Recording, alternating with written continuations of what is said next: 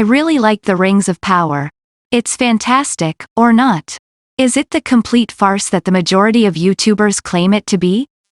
Definitely not. However, the show does have some significant problems, and I wanted to concentrate on one of them, which is the pace of the show.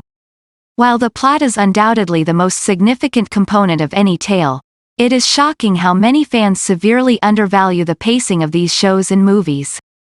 Simply check the first edit of the original Star Wars movie to get a fast sense of how crucial timing is to a film or television program.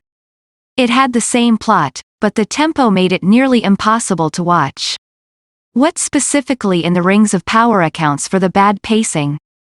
It has to do with the strategy the show used to tell its 4 primary plotlines, I suppose. There are other plots, including the ones involving Galadriel, Halbrand, Númenor, Elrond and Durin, Southlands, and Harfoot. Now, having many plotlines active at once is by no means a bad thing in a program. Just take a look at the fantastic Game of Thrones series, which had several concurrent plotlines.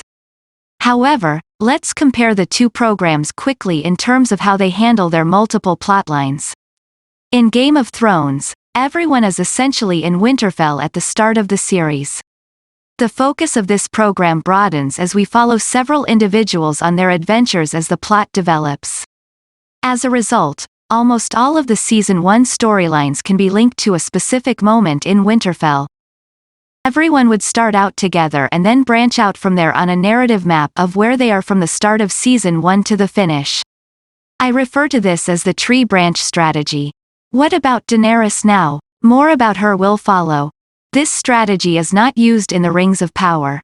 Following Galadriel as the first thing we see, then Irondur in the Southlands, then the Harfoots roving the streets. The next scene shows Elrond lounging in a tree. Yes, Galadriel and Elrond do meet in the first episode, and then their tales continue, but that isn't how the plot works.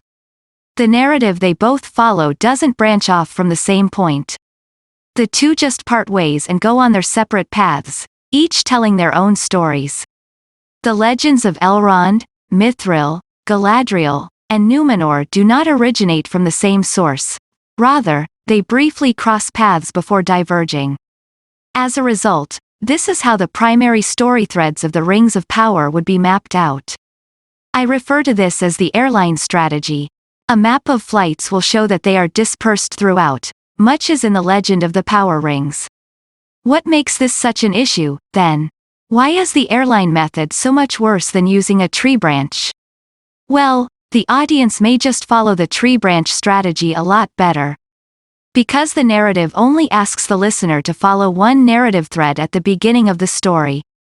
After that, we gradually expand out so that the viewer has time to get used to following several distinct storylines. Say, for example, that I instructed you to memorize 4 distinct 5-digit numbers.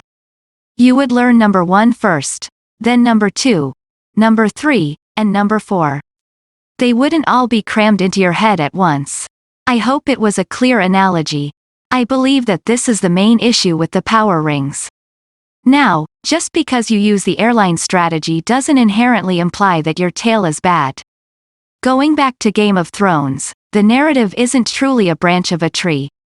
A tree branch is present, and there is one additional narrative about Daenerys in the east.